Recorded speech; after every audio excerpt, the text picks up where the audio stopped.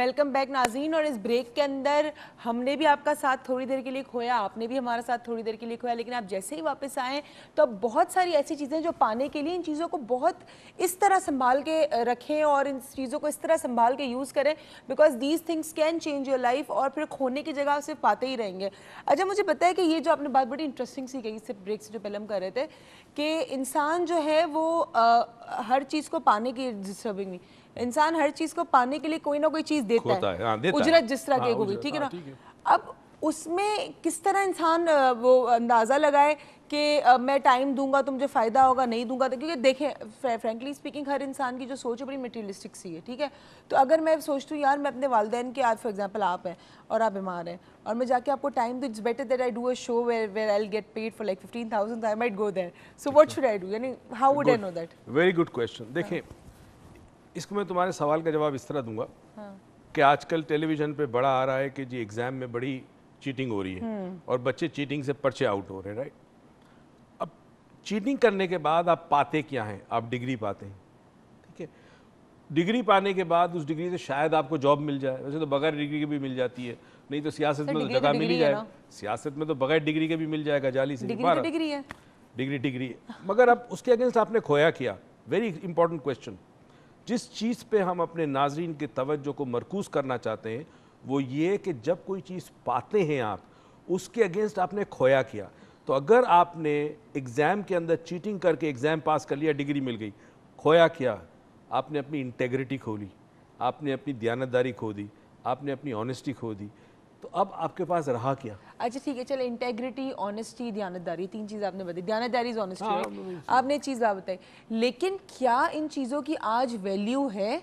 मैं आपसे ये पूछूंगी, फॉर एग्जांपल अगर मैं एक बंदे को देखूं जो सूट बूट में घूम रहा है जी, डायमंड कफलिंग थे जी, उसके पास एक बुलडॉग भी है, एक जर्मन शेफर्ड भी है और उसके पास प्राडो भी है, तो जी लैंड क्रूजर भी है, और वो बंदा doesn't care about in honesty, integrity और एनीथिंग। सो अब एक गरीब इंसान के लिए, जो एक इंसान है जिसको इलेक्ट्रिसिटी नहीं है, पानी नहीं है, तेल महंगा है, दाल महंगी है, गोश्त महंगा है, दूध गंदा है, वो बंदे के लिए, उस बंदे के सामने तो कहेगा ना मैंने जिंदगी में सिर्फ खोया ही खोया, पाया कुछ नहीं। What is that? आपने कौन सी चीज़ कैसे पाई ये मैटर करती है आपकी पर्सनल वैल्यूज़ पे। ओके, ठीक है ना। चंगेज़ खान कहता है कि मैंने अपनी ज़िंदगी में, चंगेज़ खान ने, किसी ने उससे सवाल पूछा कि यार तुमने ज़िंदगी में कभी किसी पर रहम खाया? उसने कहा एक दफ़ा खाया मैंने। बताया क्यों, क्या खाया तुमने? उसने कहा एक दफ़ा ये हुआ कि मैं एक नहर के किनारे जा रहा था, मैंने देखा एक बच्ची जो है वो डूब रही थी, लड़की, तो मुझे उस पर रहम आया, तो मैंने अपना नेज़ा लिया और उस लड़की के जिस्म में डाला और उसको बाहर खींच के निकाल लिया। तो ये रहम खाना हुआ। Exactly right.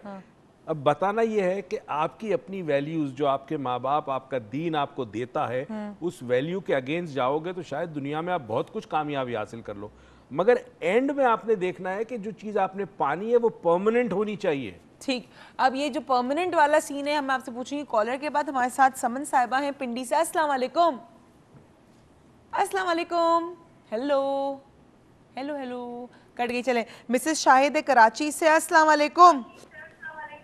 अस्सलाम वालेकुम। यार मुझे मेरी आवाज़ इतनी बुरी लगती है, आप लोग क्यों सुनाते हैं मुझे? चेंज बंद कर देना, टीवी स्लो कर देना। उरूज कैसी हैं आप? ठीक ठाक, आप कैसी हैं?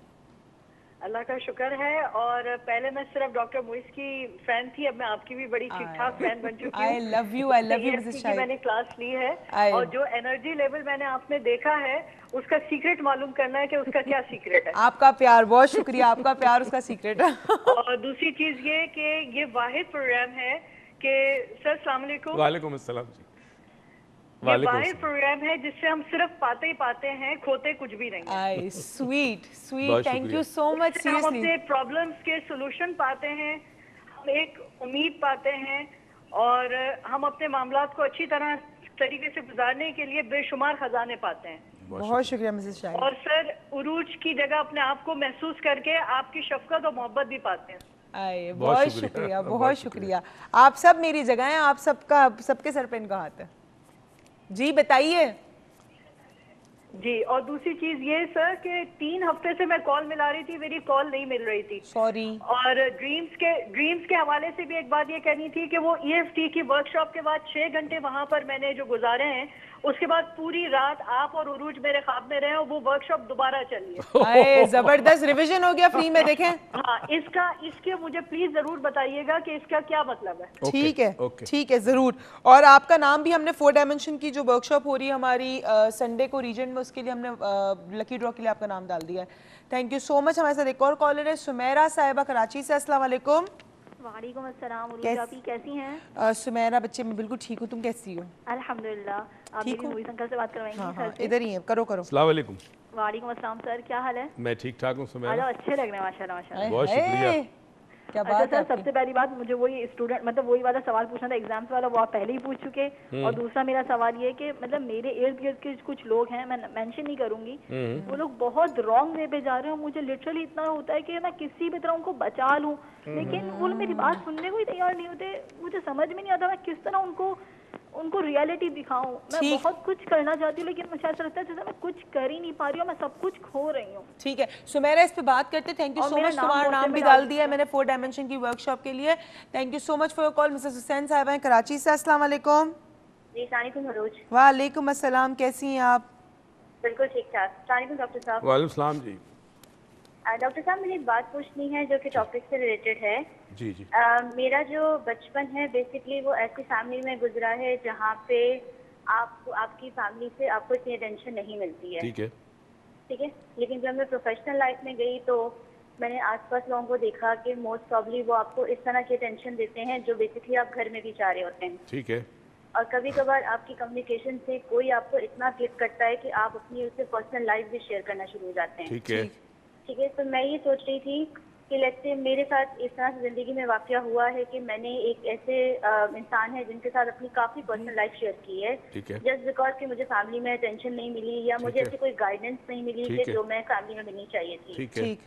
बट उसकी तरफ से मुझे एक प्रॉब्लम ये आई है कि मैं ना सिर्फ अटेंशन मुझे मिली इस वजह से, मुझे ऐसा हुआ कि मैं अपनी फैमिली से कट ऑफ होना शुरू हो गई। ठीक तो आज मेरे साथ लेट्स से ये पोजीशन है कि मैं खुद रियलाइज करती हूँ कि सिर्फ एक बंदे की वजह से, जिसमें मुझे सिर्फ कम्युनिकेशन स्ट्रांग थी, मैं अपनी फैमिली से बिल्कुल अलग हो गई। ठीक। तो मैं ये सोच रही हूँ कि मैं बचपन में तो आई एम श्योर मुझे आइडिया है कि मेरे से गलती हुई है, लेकिन आपके ख्याल में ये गलती वाकई में गलती हुई है कि अगर आपको एक बंदा ऐसा मिल जाता है जिससे आपकी कम्युनिकेशन स्ट्रांग हो और आपकी फैमिली में कुछ ना हो, तो आप मानते हैं कि ये गलती है? चलें इस बारे में डिस्कस करते। थैंक यू सो मच आपकी कॉल का। आपका नाम भी हमने वाउचर में डाल दिया। हमारी वर्कशॉप जो 4 डायमेंशन की 22 को हम जा रहे हैं छोटी सी ब्रेक पे। आप कहीं मत जाइएगा, देखते रहिएगा डॉक्टर मोइज लॉन्च, बहुत कुछ और पाने को। So keep watching.